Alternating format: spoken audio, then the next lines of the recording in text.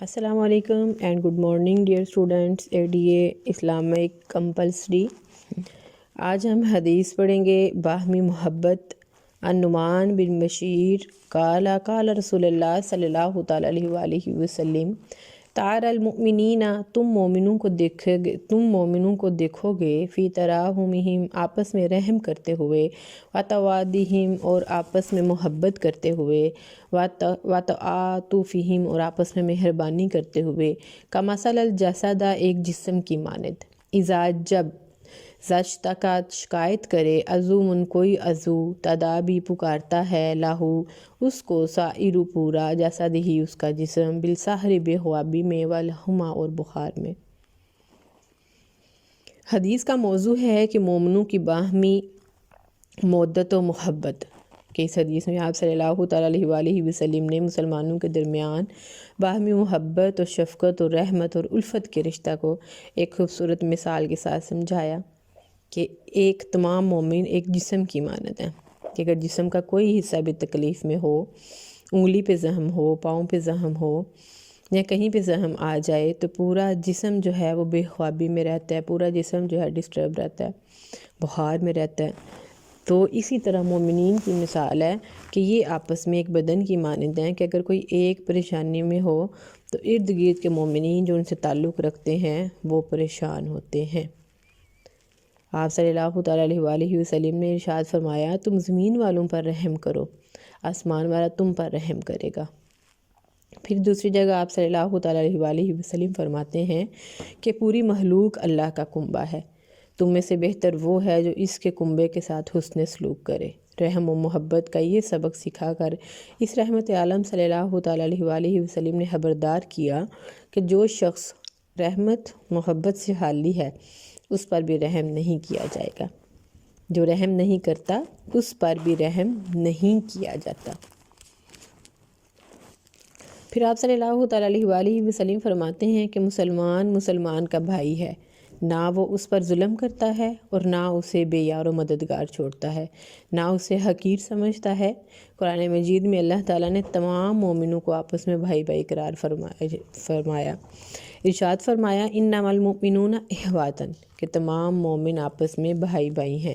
چنانچہ دنیا کے کسی بھی خطے میں بسنے والا مسلمان کائنات کے سارے مسلمانوں کا بھائی ہے، اس کا دکھ سب کا دکھ ہے اور اس کی خوشی سب کی خوشی ہے۔ آج دنیا میں ہمارے فلسطینی بھائی جو ہیں، مسلمان فلسطینی بھائی، کس دکھ اور آزمائش میں پڑے ہوئے ہیں، کس پریشانی میں پڑے ہوئے ہیں۔ اللہ تعالیٰ سے دلی دعا ہے کہ اللہ تعالیٰ ان کی مشکلات کو آسان فرمائے، آمین۔ دوسرا کویسچن ہے آپ کا، کل ہم نے پڑھا تھا مطالعہ سیرت النبی صلی اللہ تعالیٰ علیہ وآلہ وسلم کی ضرورت و اہمیت، کہ اس کی کیا ضرورت ہے۔ آج ہم پڑھیں گے تزکیہ نفس اور تعمیر سیرت و شخصیت کا نبوی منہاج۔ موسٹ امپورٹنٹ کویسچن، اکثر یہ آ جاتا ہے تزکیہ نفس کا مطلب کیا ہے؟ کہ دل کے اندر ایسی کیفیت پیدا کرنا جس سے دل نیکیوں کی طرف مائل ہو اور برائیوں سے نفرت کرے۔ تزکیہ نفس کا ایک مطلب یہ بھی ہے کہ اچھے اخلاق، عادات اور خیالات پیدا کیے جائیں۔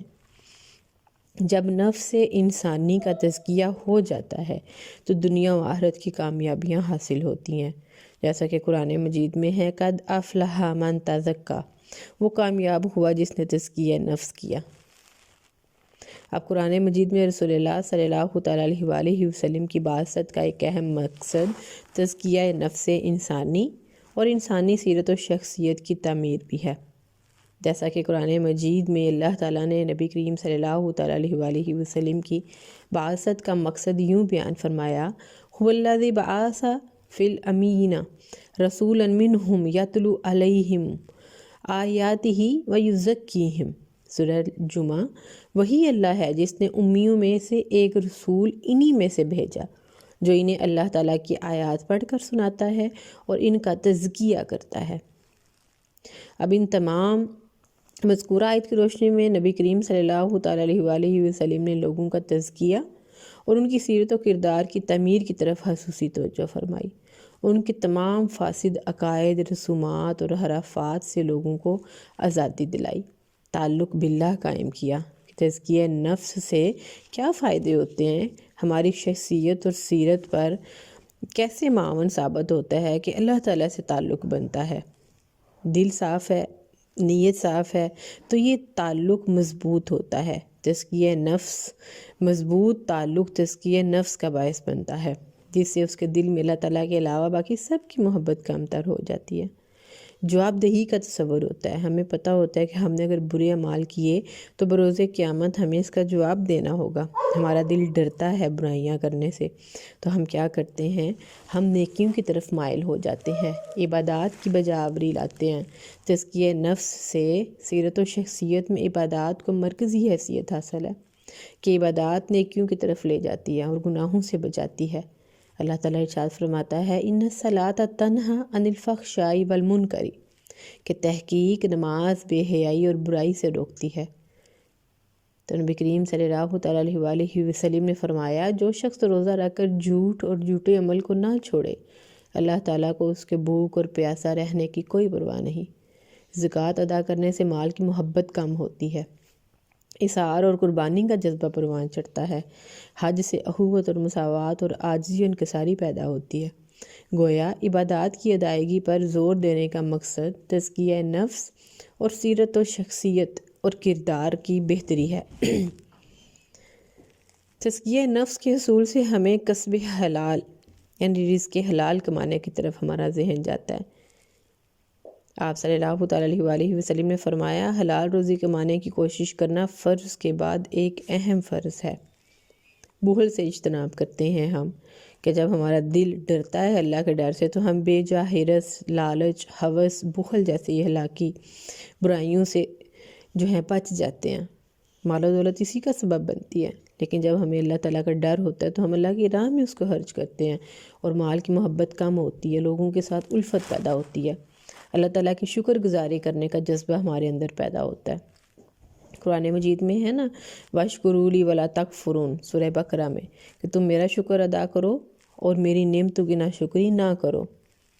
تزکیہ نفس سے اثار اور قربانی کا جذبہ پیدا ہوتا ہے۔ خود غرضی اور نفس پرستی ایسے برے اخلاق ہیں جو شخص بھی ان برائیوں میں ملوث ہو وہ انسانی معاشرے کے لیے بے حد نقصان دہ ہوتا ہے، جبکہ ان کے مقابلے میں شریعت اسلامیہ نے اثار اور قربانی جیسے اخلاق حسنہ اپنانے کی تاکید کی ہے، جن سے تزکیہ نفس بڑھتا ہے۔ زکوٰۃ کی ادائیگی کرتے ہیں، صدقات و خیرات کرتے ہیں، اللہ تعالیٰ کی راہ میں دیتے ہیں۔ زکوٰۃ کی ادائیگی اللہ تعالیٰ قرآن مجید میں فرماتا ہے سورہ توبہ خذ من اموالہم صدقات تطہرکم وتزکیہم بہا، اے محبوب ان سے اموال سے زکوٰۃ لے کر ان کو پاک کرو اور ان کا تزکیہ کیجیے۔ یہی وجہ ہے کہ نبی کریم صلی اللہ تعالیٰ علیہ وآلہ وسلم نے تمام صاحب نصاب لوگوں سے زکوٰۃ کی وصولی کا خصوصی انتظام فرمایا تاکہ ان کا تزکیہ نفس ہو سکے۔ مذکورہ بالا بحث سے یہ بات ثابت ہوتی ہے کہ نبی کریم صلی اللہ تعالیٰ علیہ وآلہ وسلم نے اپنے مختلف فرامین اور اعمال کے ذریعے لوگوں کے نفوس کا تزکیہ کیا اور ان کے کردار اور شخصیت سازی پر خصوصی توجہ فرمائی، جس سے ان کی زندگیاں بدل گئیں کہ جب انہوں نے شراب جیسی چیزوں کو چھوڑ دیا صحابہ اکرام نے، تو یہ بھی تزکیہ نفس کی ایک نشانی تھی۔